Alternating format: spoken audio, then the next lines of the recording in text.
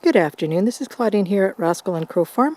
Just giving you a little update on our morels here, and just showing you that I'm just looking up my south slope here on our property.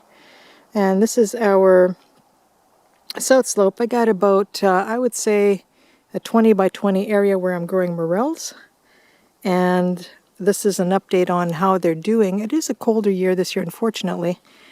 And so they are growing quite slow. They'll grow anywhere from, say, late March to, so third week of March to mid-May is sort of their growing season.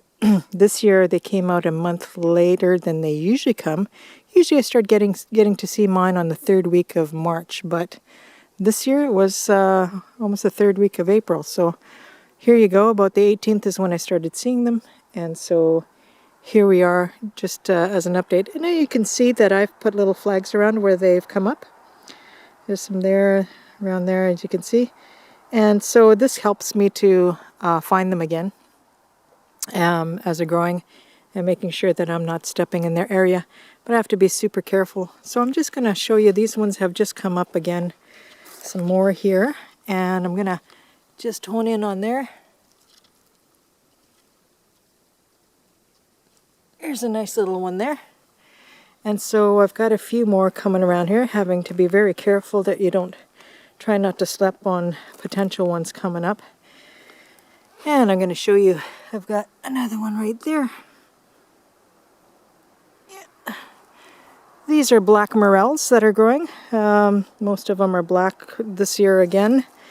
And I don't seem to have the other ones for some reason growing. However, it doesn't matter, they all taste the same pretty well.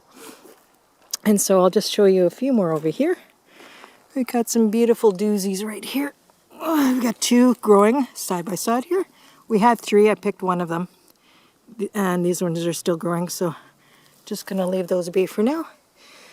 And as we come up the hill here, just being careful, I have a few more.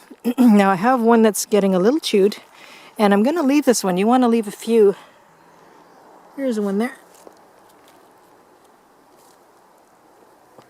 Now you want to leave a few because you want the spores to spread. And so you don't want to pick them all. You want to make sure that you leave some behind to keep promoting that growth. And just showing you a few more over here. Very nicely there.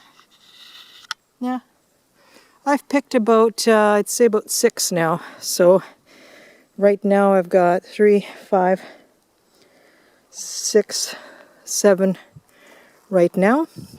Now you're not going to get, when you grow them and cultivate them, they're very difficult to cultivate, as I said before in our last video. So this is a growing for yourself. It's growing for you to enjoy, and being able to have this little luxury of these wonderful mushrooms, because they are so incredibly tasty, and so we want to just enjoy them. They are not a cash crop by any means. Very difficult to grow, these morels, and so you just want to grow them for yourself. So this is not for the faint of heart, like I said. It does take quite a bit to cultivate them. I've been growing them for 7 years now. And I enjoy them. I love them so much. My husband does too. And so we grow them for ourselves to enjoy their flavor and their taste. Each year we get this little niche little crop. And so it's worth it for us. So if you can see, if I back out here, you can see them all marked with the flags so that I can find them again.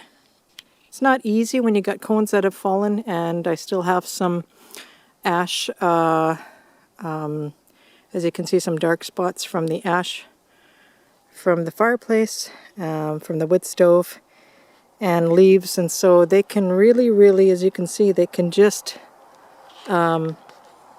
be hard to find if you don't go around marking them. So it just makes it easier for me. And then when you see morels, you want to look all around them. You want to look to where there could be more potential ones. You look on the line of sight, and just look around and see if you can find any more.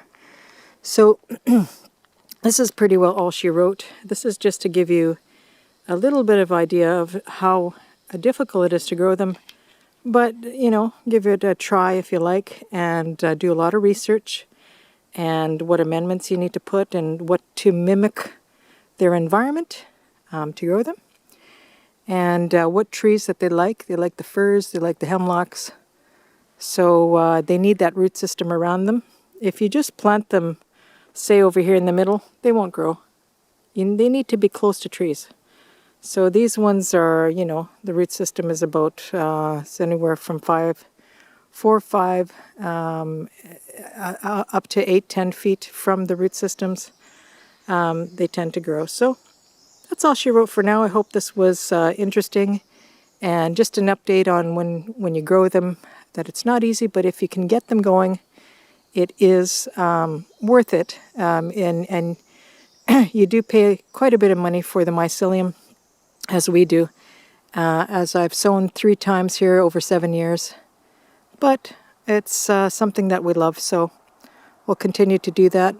And I have a few other areas that I grow them, and I've been successful in the other areas, but this is the best producer on this particular south slope. So thanks for joining us, folks. I hope this was interesting, and bye for now.